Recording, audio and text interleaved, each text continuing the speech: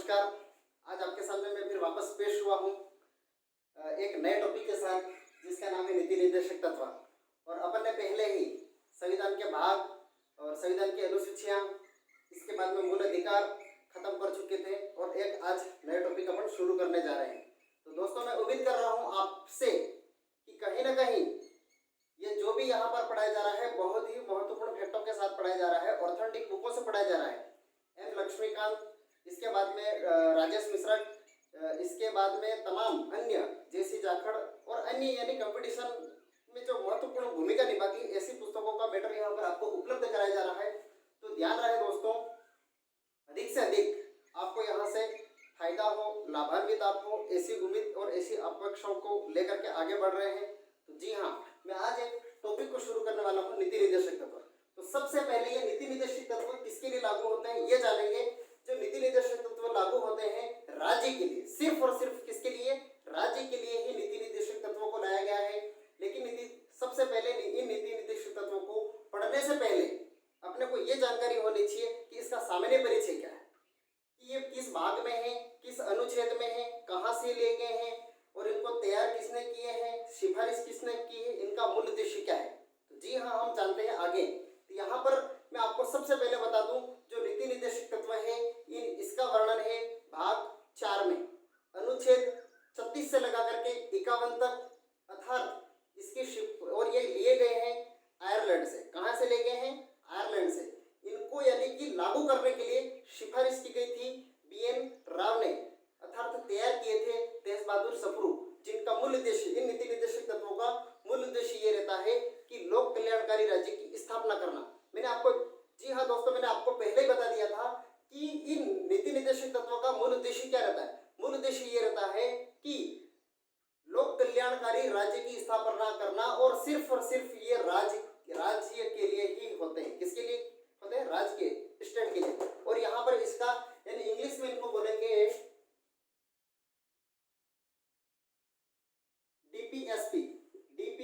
DPSP का मतलब ये होता है direct principle state policy, direct principle state policy. तो जी हाँ दोस्तों, इसके सामान्य परिचय के बारे में अपन आगे बढ़ रहे हैं। यहाँ पर सबसे पहले नीति निर्देशक तत्व किस भाग में वर्णित है, फिर आता है अनुच्छेद, फिर आता है कहां से लिए गए, भाग, अनुच्छेद, कहां से लिए गए, इसके बाद में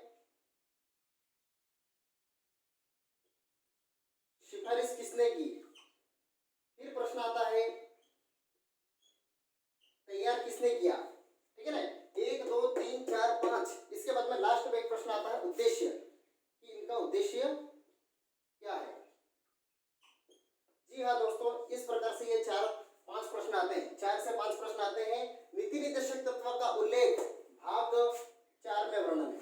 अनुच्छेद यहाँ पर लिखेंगे 36 से लगा करके 51 तक, 36 से लगा करके 51 तक। ये कहाँ से लेके, ये लिए गए हैं आयरलैंड से। कहाँ से? आयरलैंड, ध्यान रहे, आयरलैंड से लिए गए हैं। सिफारिश किसने की थी? सिफारिश एक ही व्यक्ति ने की थी, जिसका नाम है BN राव। क्या नाम है? BN राव, जिसका पूरा नाम है बेनेगल नरसिंह राव। क्या नाम है? B से बेनेगल, N से नरसिंह और राव। इसके बाद में तैयार किसने किए थे? आपको जैसा ही मालूम है, तेज बहादुर सप्रू ने किए थे। तेज बहादुर सप्रू। इसके बाद में उद्देश्य क्या है?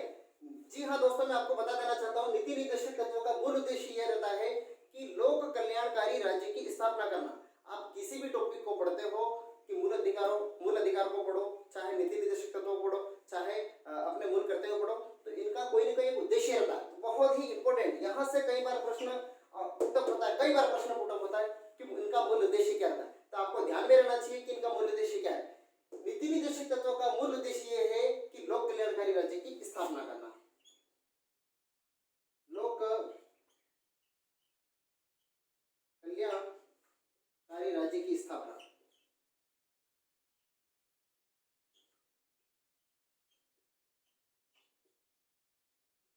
जी हाँ दोस्तों, तो इस तरीके से ये नीति निर्देशक तत्व का सामान्य परिचय, एक सामान्य ऊपरी तौर से जो ढांचा रहता है, ऊपरी तौर से सामान्य परिचय ये होता है कंप्लीट। भाग 4 अनुच्छेद 36 से 51, और इसके बाद में कहाँ से ले गए, आयरलैंड से। सिफारिश किसने की, BN राव, और इसके बाद में तैयार किसने की है, तेज बहादुर सप्रू। इनका मूल उद्देश्य क्या है, लोक कल्याणकारी राज्य की स्थापना करना। जी हाँ दोस्तों, मैं समझ गया हूँ, इनका सामान्य परिचय पूरा होता है। इसके बाद में हम आगे बढ़ रहे हैं। अब देखना ध्यान से, यहाँ पर अनुच्छेद तो अनुच्छेद यहाँ पर अपन चलेंगे कि किस अनुच्छेद में क्या वर्णन है। 36 से लगा करके 51 तक पूरा का पूरा पढ़ेंगे। डायरेक्टर प्रिंसिपल स्टेट पॉलिसी, इसके बारे में यहाँ पर वर्णन है। अब देखना, मैं अनुच्छेद अनुच्छेद आर्टिकल टू आर्टिकल यहाँ पर पढ़ा रहा हूँ। एक एक आर्टिकल को ध्यान से पूरा माइंड लगा के, दिमाग लगा के सोचना समझना कि किस आर्टिकल में क्या लिखा हुआ। यहाँ पर देखना, इतना कोई आर्टिकल टफ नहीं है, एक बार पढ़ोगे, 2 बार पढ़ोगे तो आपको धीरे धीरे कंप्लीट हो जाएगा। अब देखना, यहाँ पर 36 से स्टार्ट हो रहे हैं।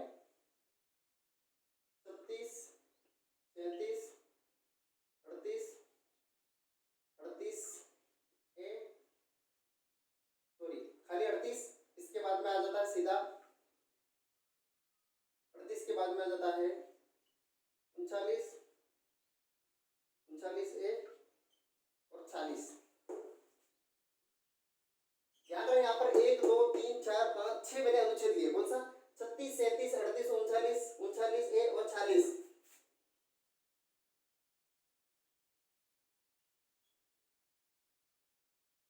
हाँ, तो 36 में क्या परिभाषा, यानी 36 में क्या दिया हुआ है, 36 में क्या दिया हुआ है, इस तरीके से तो मैं आपको बता देना चाहता हूँ। 36 में ये दिया हुआ है कि राज्य की परिभाषा को दिया गया। किसकी परिभाषा, राज्य की परिभाषा 36 में दी गई है। राज्य की परिभाषा का वर्णन, राज्य की परिभाषा का वर्णन है आर्टिकल 36। दोस्तों, मैंने आपको पहले भी राज्य की परिभाषा का वर्णन यानी कि मूल अधिकार में बताया गया था आर्टिकल 12 में। किस में बताया गया था, आर्टिकल 12 में। तो आपको ध्यान में रहना चाहिए कि मूल अधिकार में आर्टिकल 12 में वर्णन है राज्य की परिभाषा, और नीति निर्देशक तत्व में आर्टिकल 36 में है। इसमें मैं आपको बता दूं, अगर ऑप्शन, अगर 36 राज्य की परिभाषा का वर्णन है, अगर ये दोनों ऑप्शन आ जाते हैं 36 और 12, तो आपको ध्यान रखना होगा सबसे पहले 12 वाले ऑप्शन को राइट करना होगा, इस तरीके से। इसके बाद में आता है 36, आर्टिकल 37 में ये बोला गया है कि ये जो आर्टिकल है, जो यानी इस बारे में ये बताया गया है कि नीति निर्देशक तत्व न्यायालय द्वारा प्रवर्तनीय नहीं होंगे, अर्थात वाद योग्य नहीं होंगे। 36 में ये बोला गया है कि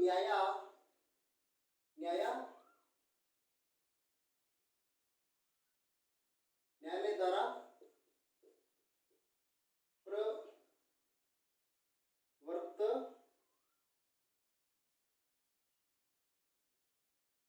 नहीं है। देखना, आर्टिकल 36 में यह बोला गया है कि न्यायालय द्वारा प्रवर्तनीय नहीं है, कहने का मतलब वाद योग्य नहीं, वाद योग्य नहीं।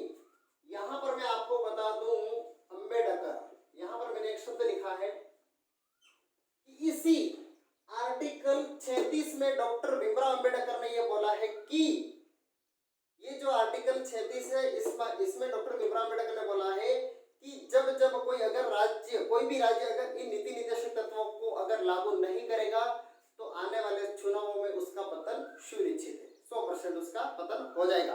अगर कोई भी राज्य नीति निर्देशक तत्वों को अगर लागू नहीं करता है तो, ये किसने बोला था, डॉक्टर भीमराव अंबेडकर ने। तो इसलिए ध्यान में रहे, आर्टिकल 36 न्यायालय द्वारा प्रवर्तनीय नहीं है, अर्थात वाद्य योग्य नहीं है। समझना, मूल अधिकार वाद्य योग्य थे, नीति निर्देशक तत्व वाद्य योग्य नहीं है, कहने का मतलब वाद्य योग्य नहीं है। इसका तात्पर्य होता है कि हम न्यायालय में इनके खिलाफ, नीति निर्देशक तत्वों के खिलाफ न्यायालय में हम शरण नहीं ली जा सकती है, इस प्रकार से। समझ गए ना। अब आता है 38 में मैंने आपको पहले बताया था कि नीति निर्देशक तत्वों का मूल उद्देश्य क्या है। मूल उद्देश्य यही है कि लोक कल्याणकारी राज्य की स्थापना करना। तो 38 में वही है, लोक कल्याणकारी राज्य की स्थापना करना। लोक कल्याणकारी राज्य की स्थापना करना। समझ गए ना। कल्याणकारी राज्य की स्थापना आर्टिकल 38 में, और इसी आर्टिकल 38 में सामाजिक, आर्थिक और राजनीतिक न्याय का भी उल्लेख मिलता है। जिस प्रकार से प्रस्तावना में अपन ने देखा था सामाजिक, आर्थिक और राजनीतिक न्याय, इसी प्रकार से यहाँ पर भी आर्टिकल 38 में सामाजिक, आर्थिक और राजनीतिक न्याय का उल्लेख मिलता है। ध्यान रहे, सामाजिक, आर्थिक और राजनीतिक, ये तीनों का उल्लेख मिलता है। सामाजिक, आर्थिक और राजनीतिक आर्टिकल 38। इसके बाद में आ रहा है 39। आर्टिकल 39 में यह बोला गया है कि समान कार्य समान वेतन, स्त्री पुरुष के लिए। किसके लिए? स्त्री पुरुष के लिए समान कार्य समान वेतन।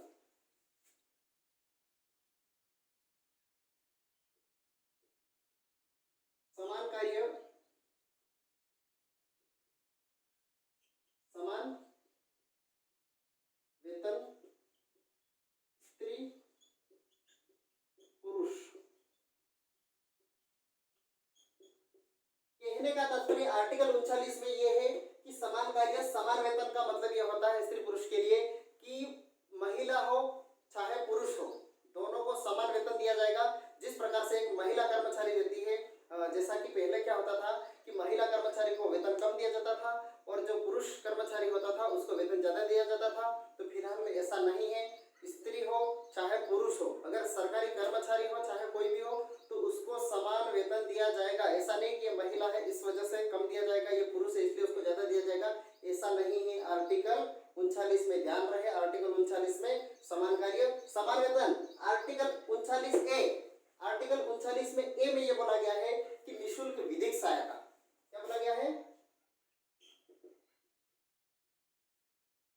निःशुल्क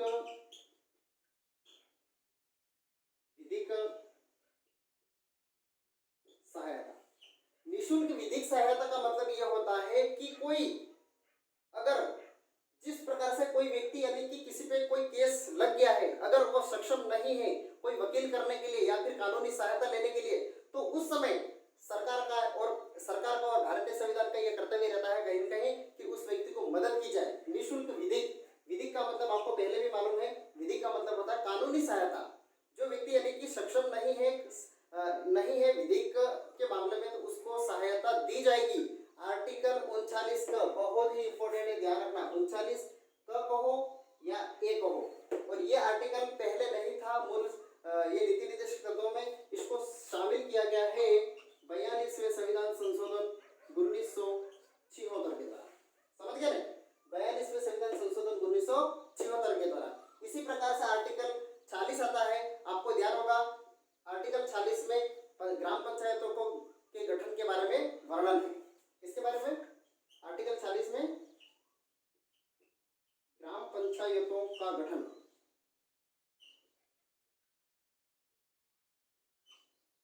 ग्राम पंचायतों का गठन। आपको दोस्तों ध्यान होगा कि इन नीति निर्देशक तत्वों में आर्टिकल 40 ग्राम पंचायतों को गठन का उल्लेख तो कर दिया गया था, लेकिन जब संविधान बना उस समय यहाँ पर इसका उल्लेख कर दिया, लेकिन 1959 में पंचायती राज की स्थापना कर दी।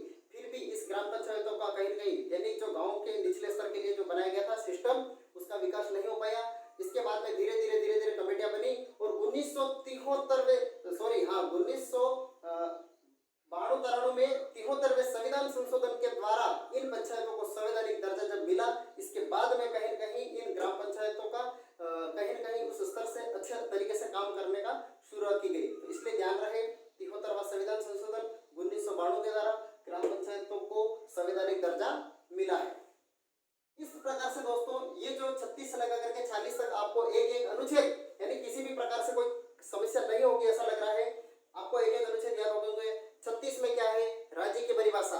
33 में क्या है? न्यायालय में द्वारा परिवर्तनीय नहीं है। 38 में क्या है? लोक कल्याणकारी राज्य की स्थापना करना। इसके बाद में 38 के बाद में 39 में यहाँ पर आपको मालूम पड़ गया होगा कि समान कार्य समान वेतन स्त्री पुरुष के लिए। 39 के बाद में 39 क में ये लिखा गया है निःशुल्क विधिक सहायता। 40 में क्या है? ग्राम पंचायतों का गठन। जी हाँ दोस्तों, अब आगे बढ़ते हैं 40 के बाद में।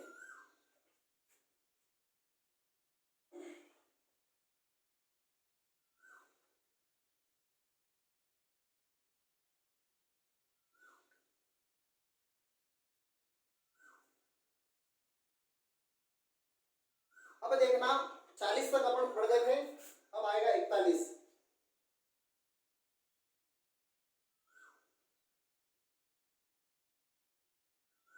जी हाँ दोस्तों, 1 2 3 4 5 अनुच्छेदों को मैं ले रहा हूँ यहाँ पर।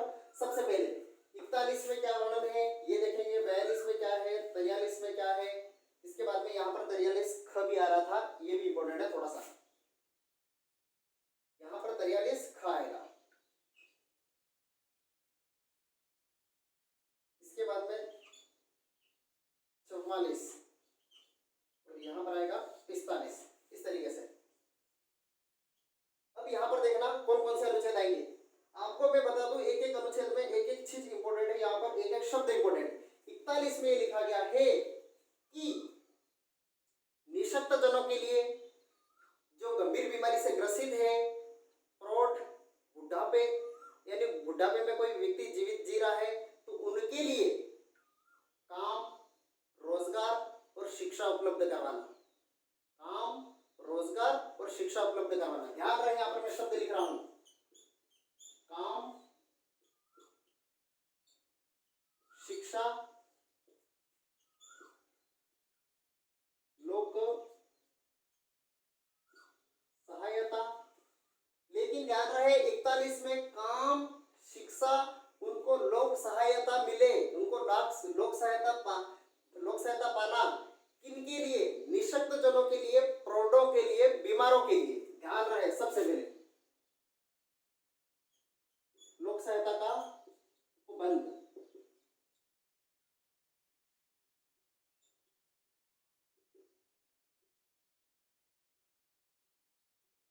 निःशक्त जनों और प्रौढ़ और बीमारों के लिए, इसके लिए 3 यहाँ पर विशेष रूप से लिखा गया है।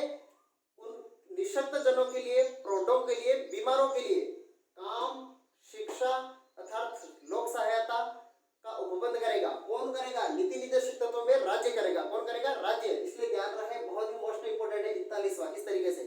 इसके बाद में आएगा 42वां ये में ये लिखा गया है मातृत्व अर्थात जो सरकारी महिला कर्मचारी है उसको गर्भवती के समय 6 माह का प्रसूति अवकाश मिलेगा, सवैतनिक अवकाश मिलेगा। क्या मिलेगा? सवैतनिक अवकाश मिलेगा प्रसूति को। यहाँ पर लिखा गया जाएगा मातृत्व ऑब्लिक प्रसूति सहायता। मातृत्व ऑब्लिक प्रसूति सहायता का मतलब यह होता है कि कोई भी महिला कर्मचारी जो गर्भवती होगी उसको 6 महीने का सवैतनिक अवकाश दिया जाएगा। बिल्कुल ये पूरी तरह से इस तरीके से लिखा गया है यहाँ पर। और यहाँ पर इसी 42 में एक शब्द लिखा गया है कि मानवोचित दशा, मानवोचित दशा का भी उल्लेख किया गया। यह शब्द भी इंपॉर्टेंट है। और 42 में सीधा प्रसूति सहायता, मानवोचित दशा, ठीक है। इसके बाद में 43 में आ रहे हैं कि 43 में क्या लिखा हुआ है ये मैं बता रहा हूं आपको। कर्मकारों के लिए, मजदूरों के लिए निर्वाह मजदूरी का उल्लेख। किसके लिए? कर्मकारों, मजदूरों के लिए निर्वाह मजदूरी। 43 में लिखा गया है कर्मकारों, मजदूरों के लिए निर्वाह मजदूरी अर्थात कुटीर उद्योग। फिर एक शब्द लिखा गया है कुटीर उद्योग का। समझ गए? 43 में कुछ नहीं, सीधा सीधा 43 में लिखा गया है कर्मकार, किसान अर्थात मजदूरों के लिए, किसान अर्थात मजदूरों के लिए निर्वाह मजदूरी, एक यानी कि मजदूरी फिक्स तय करना है। इसके बाद में आगे लिखा गया उनके लिए कुटीर उद्योगों का प्रबंधन करेगा। उनका कुटीर उद्योगों का प्रबंधन कौन करेगा? नीति निर्देशक तत्व अर्थात राज्य करेगा। मैंने आपको पहले बता दिया था कि नीति निर्देशक तत्व में राज्य, नीति निर्देशक तत्व का जो भार है वो राज्य पे भार है। राज्य वो सारे के सारे आज जो आर्टिकल पढ़ रहे हैं वो राज्य ही उपबंध करेगा। कौन करेगा? राज्य। इस तरीके से 43 हो गया। अब आता है 43 ख यानी कि 43 बी।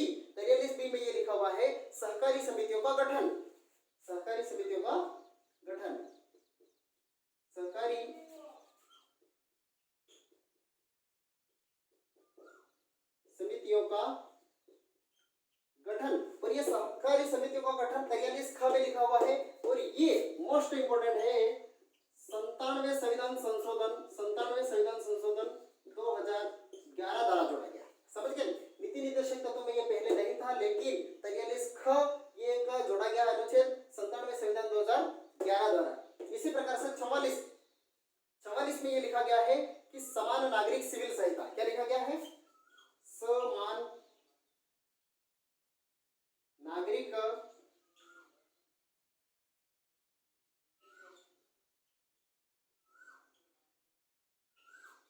नागरिक सिविल संहिता। समझ गए, 44 में क्या लिखा गया, समान नागरिक सिविल संहिता। समान नागरिक सिविल संहिता का मतलब क्या होता है, समान नागरिक सिविल संहिता का मतलब ये होता है कि भारत के सभी धर्मों के लिए, भारत में जितने भी धर्म हैं उन सभी धर्मों के सभी लोगों के लिए समान कानून जैसा कि विवाह, तलाक, ट्रिपल तलाक, जमीन जायदाद का बंटवारा सभी धर्मों में समान रूप से हो, ऐसा माना गया है 44 में समान नागरिक सिविल संहिता के अकॉर्डिंग। ऐसा नहीं कि जैसे हिंदू है, मुसलमान है, उसमें विवाह के यानी अलग अलग कोई नियम बनाए गए हैं, या जमीन जायदाद बंटवारे का अलग अलग, जिस प्रकार से अभी अपन ने सोचा था ट्रिपल तलाक के बारे में, वो मुसलमानों में एक अलग पद्धति, जिस प्रकार से 3 बार तलाक अगर बोल देते थे तो वहां पर तलाक दे दी जाती थी। यहाँ पर भारत सरकार ने उस नियम को चेंज करके उसको ट्रिपल तलाक को खत्म कर दिया है फिलहाल। और इस प्रकार से 3 बार तलाक बोलने से अब कभी भी किसी की तलाक नहीं मानी जाएगी, क्योंकि हिंदुओं में नहीं मानी जाती, सिखों में नहीं मानी जाती, तो ऐसा क्यों मुसलमानों में मानी जाती। इस तरीके से यहाँ पर उसको खत्म कर दिया गया है, यानी कि समान अधिकार। समान नागरिक सिविल संहिता का मतलब ये होता है कि भारत में जितने भी धर्म है उन सभी धर्मों को समान कानून अर्थात समान अधिकार देना। जी हाँ दोस्तों, 44वां इस तरीके से खत्म होता है। इसके बाद में 45वें में ये आ रहा है कि निःशुल्क व अनिवार्य शिक्षा का अधिकार। किसका, निःशुल्क व अनिवार्य शिक्षा का अधिकार।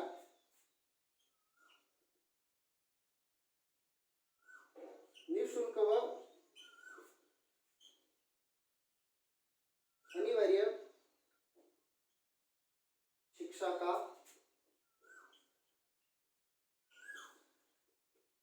अधिकार। जी हाँ दोस्तों, 45 में ये बोला गया है निःशुल्क व अनिवार्य शिक्षा का अधिकार। लेकिन मैं आपको बता देना चाहता हूँ, मूल अधिकार अपन पढ़े थे, उन मूल अधिकारों में भी 21 का किसमें बोला गया था, 21 का में ये बोला था क्या कि निःशुल्क व अनिवार्य अधिकार रहेगा वह 6 से 14 वर्ष के बालक बालिकाओं के लिए। लेकिन यहाँ पर ध्यान रहे, अपना को माइंड लगाना, सिर्फ माइंड ऐसा ही अधिकतम प्रश्न हल किए जा सकते हैं।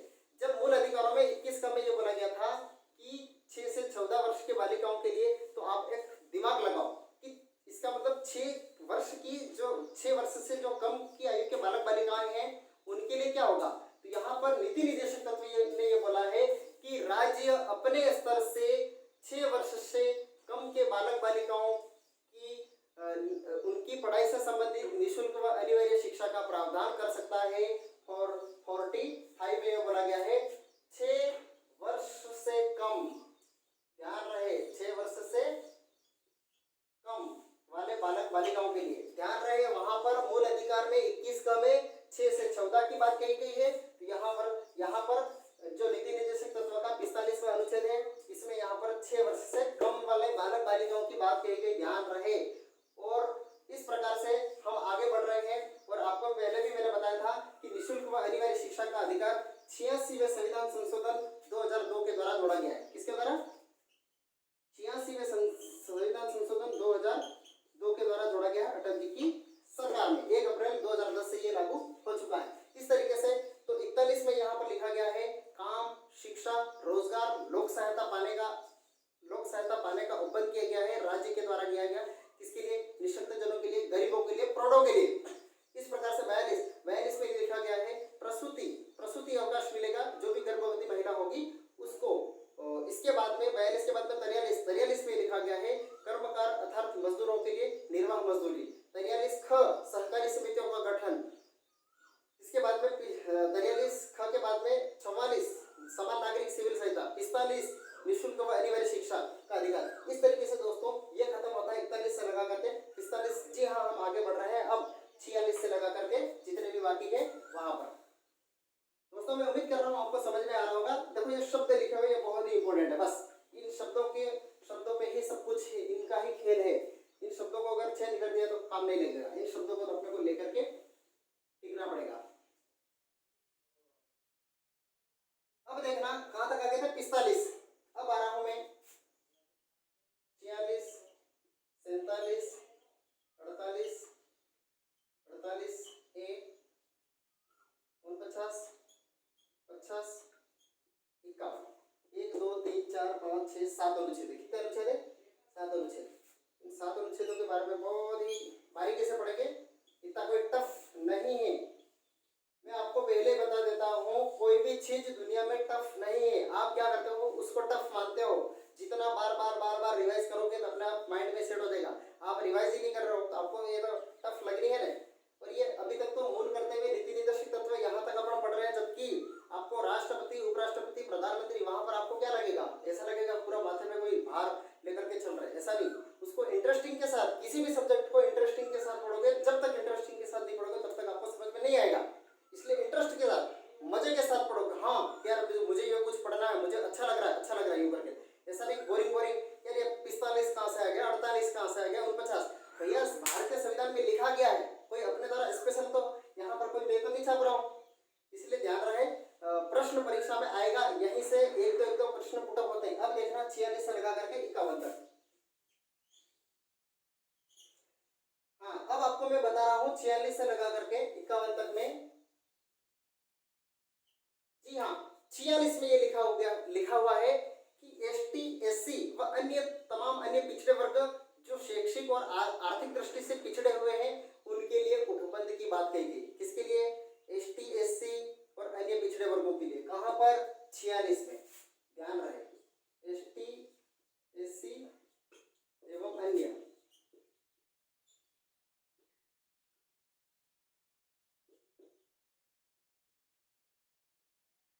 एसटी, एससी व अन्य पिछड़े वर्गों के लिए जो शैक्षिक और आर्थिक दृष्टि से पिछड़े हुए, समझ गए ना।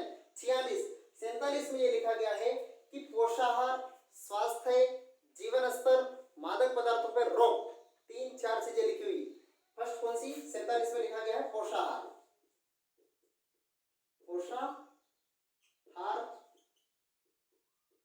स्वास्थ्य, जीवन स्तर सुधार,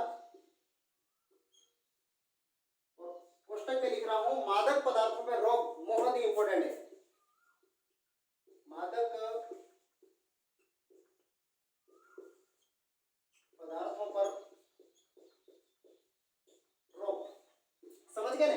47 में ये लिखा हुआ है पोषाहार, स्वास्थ्य, जीवन स्तर सुधार अर्थात मादक पदार्थों पर रोक। ध्यान रहे, पोषाहार व्यक्ति के स्वास्थ्य को सुधारने की बात कही गई है। 47 आर्टिकल 47 में कही गई है पोषाहार, उसको अच्छा से अच्छा खाना मिले, अच्छा से अच्छा उसको खाना मिले, इसकी बात की गई है। लेकिन यहाँ पर जीवन स्तर को सुधारना है तो मादक पदार्थों पर रोक। जिस प्रकार से आप दोस्तों ध्यान में रहे, आपको गुजरात में, बिहार में शराबबंदी पे पूरी तरह से रोक लगा दी गई है। गुटखा, बीड़ी, सिगरेट, तंबाकू, इन सभी चीजों पे यानी कि शराब, इन सभी चीजों पे जो स्वास्थ्य के लिए हानिकारक है उन पदार्थों पे रोक लगाने की बात की गई है 47। तो इसलिए ध्यान रहे 47 पोषाहार, स्वास्थ्य पे बल देता है, स्वास्थ्य में, जीवन स्तर में सुधार और मादक पदार्थों पे रोक। इस तरीके से आर्टिकल 48 में ये आएगा कृषि, पशुपालन। क्या आएगा? कृषि और पशुपालन पे बल देगा 48 वाला।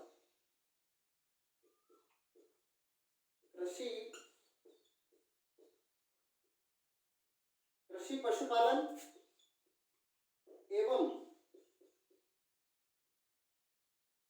गोवध निषेध, समझ गए? 48 में यह बोला गया है कि कृषि पशुपालन और गोवध निषेध। आपको पहले भी ध्यान होगा कि गोवध निषेध यानी एक बार राजस्थान में, क्या पूरे भारत में एक बार ये अभी कुछ समय पूर्व ही ये बहुत प्रचलित हुआ था बीफ के नाम से। तो गौ के मांस को क्या बोलते हैं? बीफ। तो यहाँ पर गोवध, गाय को मारना एक कानूनन अपराध है। यहाँ पर किस में बोला गया? केवल 48 में बोला गया। कृषि और पशुपालन की भी बात कही गई। इसी प्रकार से 48 का में 3 चीजें हैं मोस्ट इंपोर्टेंट है, वन, वन्य जीव और पर्यावरण संरक्षण पे बल देता है। किस पे बल देता है? तो वन, वन्य जीव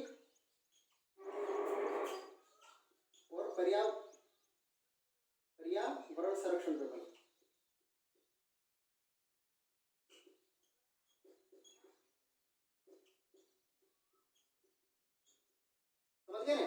वन वन्य जीव पर्यावरण संरक्षण पे वन कौन सा आर्टिकल 48 ए ये है जो पहले भारतीय संविधान के नीति निर्देशक तत्वों में शामिल नहीं था, लेकिन 42वें संविधान संशोधन 1976 के द्वारा जोड़ा गया है। 42/1976 के द्वारा। इसीलिए तो भैया यहाँ पर आपको भी ध्यान होगा आर्टिकल 42वां संविधान संशोधन है, उसको मिनी संविधान भी तो बोला गया है।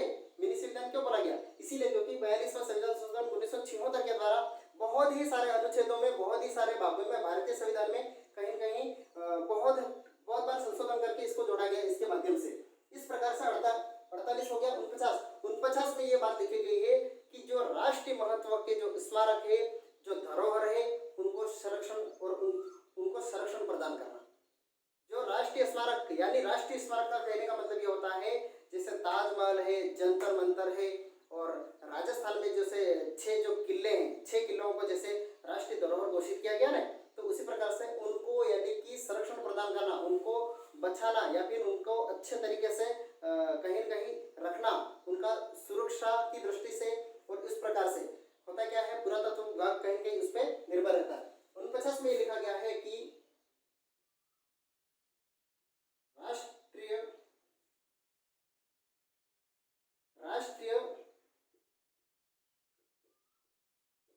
स्मारकों अथवा धरोहरों का संरक्षण किस की बात कही गई है? 49 में यह बोला गया है कि राष्ट्रीय स्मारकों अथवा धरोहरों का संरक्षण, उनको यानी कि बचा के रखना है, उनको सुरक्षित रखने की बात कही गई 49 में। राष्ट्रीय स्मारक और धरोहर ये दोनों शब्द इंपॉर्टेंट है। 50 में यह बोला गया है कि कार्यपालिका को न्यायपालिका से अलग, किसको? कार्यपालिका को न्यायपालिका से अलग। जिस प्रकार से एसडीएम और एसडीओ को मजिस्ट्रेट के रूप में भी पावर दी जाती है, इसी प्रकार से जो हमारे जिले में जिला कलेक्टर रहता है उनको एक जिलाधीश और जिला मजिस्ट्रेट के रूप में भी पावर दी जाती है। इसी प्रकार से राज्य कार्यपालिका और न्यायपालिका को अलग अलग करना। कार्यपालिका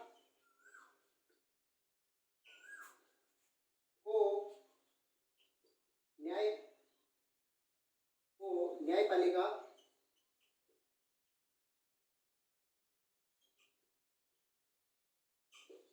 से पृथक की बात की। 50 में कार्यपालिका को न्यायपालिका से पृथक की बात की, ठीक है। इसके बाद में लास्ट आता है 51, अनुच्छेद 51 जो नीति निर्देशक तत्व का लास्ट रहता है, इस पे ये बोला गया है दोस्तों, मैं आपको बहुत बारीकी से समझा रहा हूँ और कई बहुत ही महत्वपूर्ण फैक्टों को शामिल करके ही बताया जा रहा है, इसलिए थोड़ी कुछ दिक्कतें हो सकती, बाकी अन्यथा नहीं। 51 में ये बोला गया है कि अंतर्राष्ट्रीय शांति सुरक्षा और विदेश नीति पे बल दिया गया। किस पे? अंतर्राष्ट्रीय शांति सुरक्षा और विदेश नीति।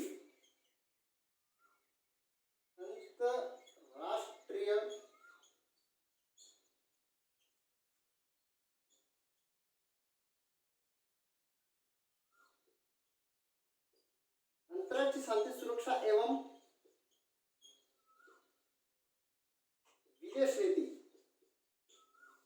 ध्यान रहे अंतर्राष्ट्रीय शांति सुरक्षा और विदेश नीति आर्टिकल 51 में बोला गया है, लेकिन जो भी भारत एवं अन्य तमाम जो विदेशी जो यानी विदेश के जो देश हैं यानी बाहर के जो देश हैं उनके साथ जो भी संधि और मध्यस्थता होती है शांतिपूर्वक, वो आर्टिकल 51 में ही दर्शाई जाएगी। ध्यान रहे आर्टिकल 51 के तहत ही अंतर्राष्ट्रीय शांति सुरक्षा और विदेश नीति प्लस संधियां जो होती है जो भी दूसरे देशों के साथ इस तरीके से। अब मैं आपको वापस एक बार रिवीजन कर देता हूँ, जैसा कि कम तक आ गए थे, लेकिन 46 में यह बताया गया है एसटी एससी व अन्य पिछड़े वर्गों के लिए जो शैक्षिक और आर्थिक दृष्टि से जो पिछड़े हैं उनके लिए उपबंध की बात कही गई। 47 में यह बताया गया है कि पोषाहार स्वास्थ्य और जीवन स्तर में सुधार लाने की बात कही गई है, अर्थात मादक पदार्थों पे रोक, इस पे यानी रोक लगाने की गई है, मादक पदार्थ पे रोक। आर्टिकल 48 में यह बताया गया है कि कृषि और पशुपालन अर्थात गोवध निषेध की बात कही गई है। इसके बाद में 48A वन्यजीव और पर्यावरण संरक्षण की बात है। 48 का हो गया। 49 राष्ट्रीय महत्व के स्मारकों का संरक्षण। 50 कार्यपालिका को न्यायपालिका से अलग। 51 अंतर्राष्ट्रीय शांति और सुरक्षा। इस तरीके से दोस्तों ये नीति निर्देशक तत्व के अनुच्छेद खत्म होते हैं। अब मैं आगे बढ़ रहा हूँ, कुछ 3 चीजें ही इंपोर्टेंट लास्ट 3 यानी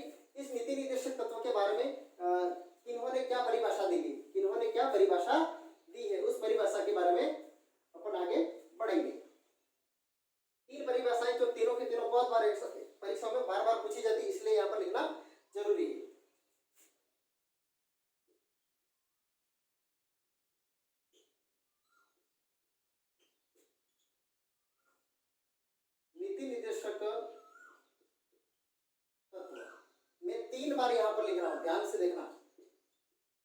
नीति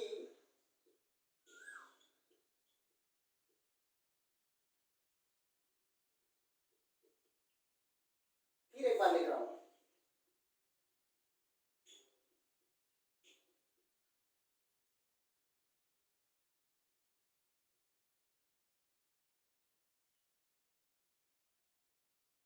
समझ गए? पहली परिभाषा, दूसरी परिभाषा, तीसरी परिभाषा, समझ गए? मैंने 3 बार लिखा है यहाँ पर नीति निर्देशक तत्व, नीति निर्देशक तत्व, नीति निर्देशक तत्व। पहला एक जो विद्वान था जिसने इन नीति निर्देशक तत्वों को राज्य की आत्मा बोला है। क्या बोला है? राज्य की आत्मा। राज्य की आत्मा बोलने वाला एक ही व्यक्ति था, ग्रेनविल ऑस्टिन। कौन था? Granville Austin. नीति निर्देशक तत्व राज्य की आत्मा, राज्य की आत्मा, राज्य की आत्मा पे बल दिया था ग्रेनविल ऑस्टिन ने। किसने बोला दिया था? ग्रेनविल ऑस्टिन ने।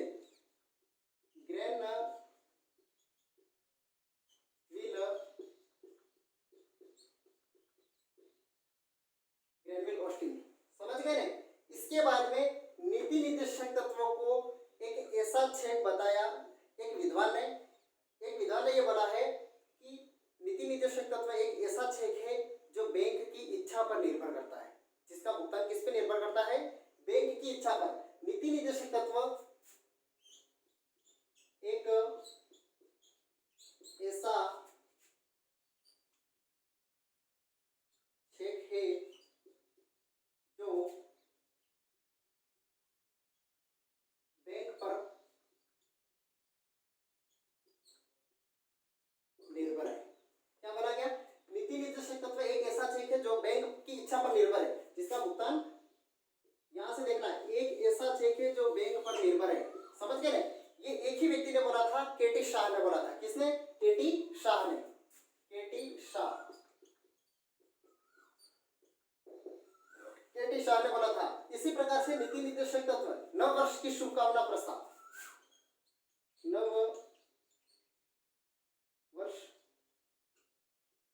का शुभकामना प्रस्ताव, नव वर्ष का शुभकामना प्रस्ताव बोला था नासिरुद्दीन ने बोला था। किसने बोला था? नासिरुद्दीन।